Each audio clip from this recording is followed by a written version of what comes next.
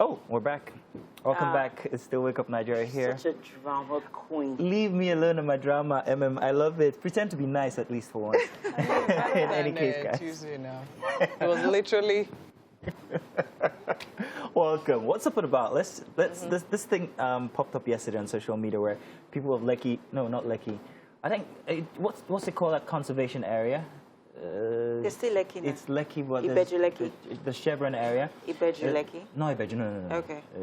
Where you have the Lekki Conservation, there is an estate there, and there was this report. The residents were complaining about an invasion of monkeys, and they put this on social media, and everybody's been taking the mickey at them. First of all, I'd like to say that this is not a new problem, that every year, in fact, every single month, they've always had these invasion problems. Oh, really? And I went through some of the comment section, and I agree with what most people are saying. First off, the developers invaded the monkeys' habitat in the first place. So now you have the monkeys invading back, and then you're complaining. Why complain? Chill. It's nature taking its course. But what to do in that instance? I've got suggestions, but I'll let you ladies tell what you think about this first. But first off, in early 2000s, there used to be this animal. It was called the Sititunga. It was an antelope. It used to be indigenous to the Lekki area, which is completely wiped out right now because of the development going on there. They actually tried to save one, put it back inside of the conservation, but in less than a week, it was hunted down by hunters, killed and eaten. So this is just the impact of man's involvement in nature. And I'm like, hey, don't complain now that it's coming back at you guys. You guys want to live big man lives. Enjoy it for what you guys think. Should the residents be the ones to suffer it? Well, hey, no, I'm not saying suffer it. I'm saying live with it. If I don't want to live with an animal, then don't move into such an estate. No, because, okay, you guys can do whatever it is you want to do with nature. If you want to be a nature lover, don't impose it on everyone. That's my point. Yes, you are. I don't want monkeys. Don't bring monkeys to my house. No, it's like the monkey's house in the first place. Hey, mister. So the fault, first of all, is from the government. How? Yes. Because it's a residential area. No, wait, allow me finish. Allow me finish. Allow me finish. Calm down. Ooh. People went. Ooh. They saw the environment. Why like the environment, bush, exactly. You know, okay. There's the Lekki Conservation Centre is a place for admiring nature, so appreciating nature. It's a conservation. There are animals there. Yeah. That's the space. Exactly. It's supposed to be secluded. It's not a place where human beings should have encroached upon in the first place. Okay, now you're talking. That's what I'm saying. So that's why I said the fault was from the government, because if the regulators were doing their job, we wouldn't have people actually living there around that area. People shouldn't be living there. People should only visit. So if those animals have decided, oh, darlings, I'm going to come into your space today. It's their right to do that. It's their right to do so. You are an ambassador for nature. Yes. So what do you think? And I'm wondering what the problem is. You come out, you see monkeys, you enjoy them. Thank you. You feed them if you have to.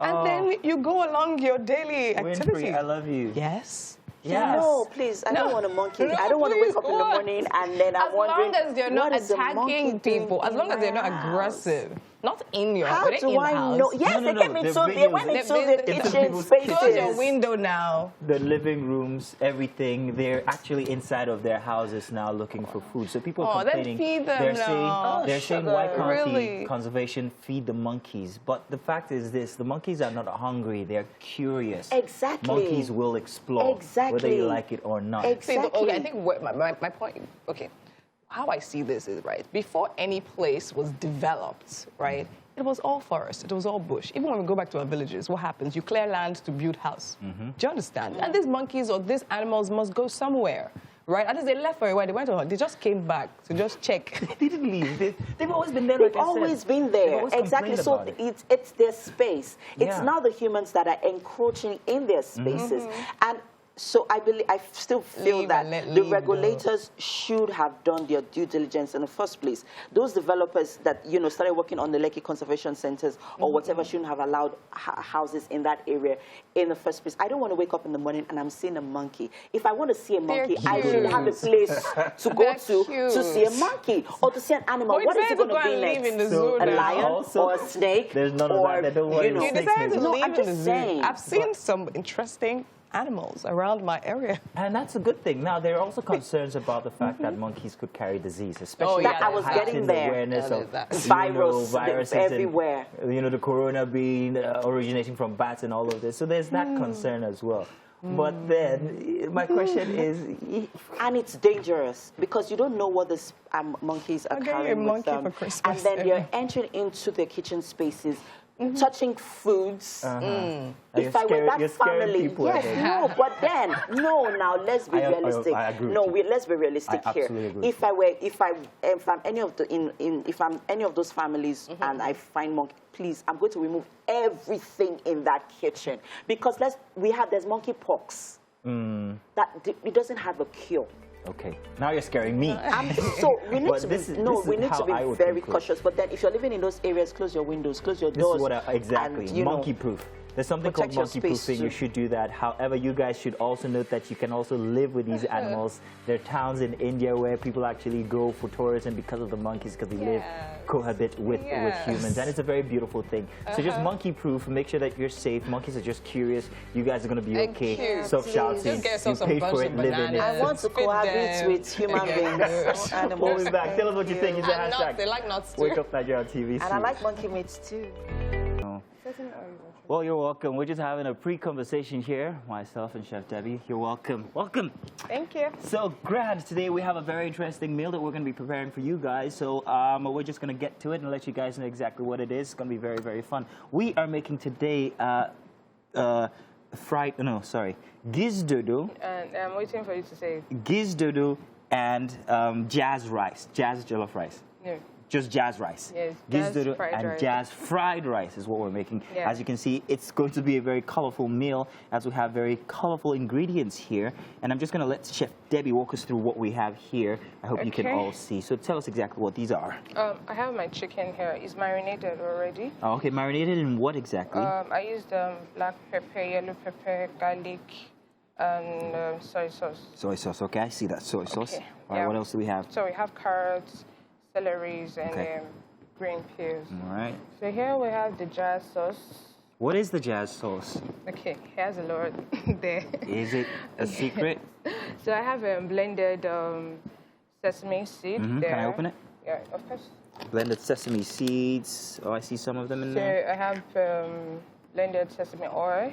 Then I have chili sauce. Chili soy sauce. I have oyster sauce.